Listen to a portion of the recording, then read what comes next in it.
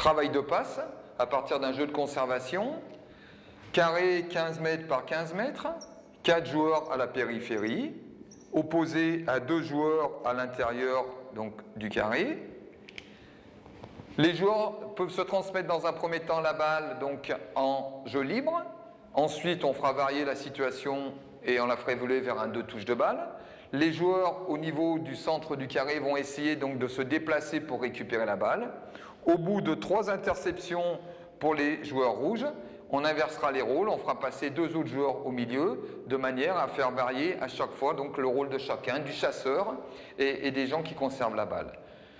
On peut faire évoluer la situation ensuite en faisant apparaître donc, dans le carré un joueur supplémentaire qui sera libre de se déplacer dans le carré, qui pourra servir d'appui pour les joueurs extérieurs, mais dans ce cadre-là, les joueurs extérieurs auront 2 touches de balle, le joueur intérieur aura uniquement une touche de balle.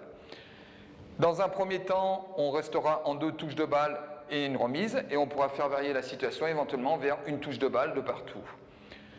Bien insister au niveau de l'éducateur sur la qualité technique de la passe, sur le dosage de la passe, sur le déplacement des joueurs pour donner des angles de passe, et sur le pivot au milieu du terrain qui va devoir lui prendre de l'information plus vite car elle devra jouer en une touche de balle.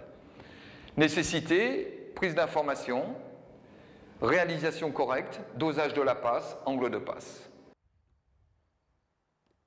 Oui encore, allez, à la table. Voici une situation simple à mettre en place.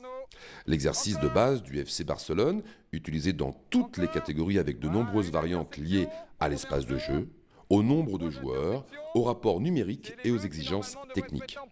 C'est parti. Allez. 2. Allez. Encore. Encore. Bon, top. Allez, c'est parti. À 5 contre 3, les blancs peuvent utiliser un appui qui ne peut jouer qu'en une touche de balle. Les joueurs extérieurs ont 2 touches. Jeu au sol.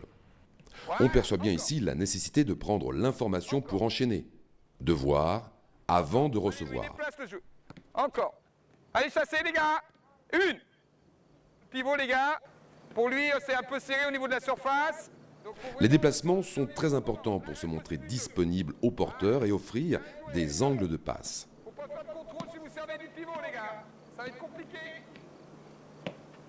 Donnez des angles de passe. Une variante peut consister à autoriser le jeu aérien, ce qui obligera les chasseurs à sortir davantage sur le porteur. Super. Bon, top.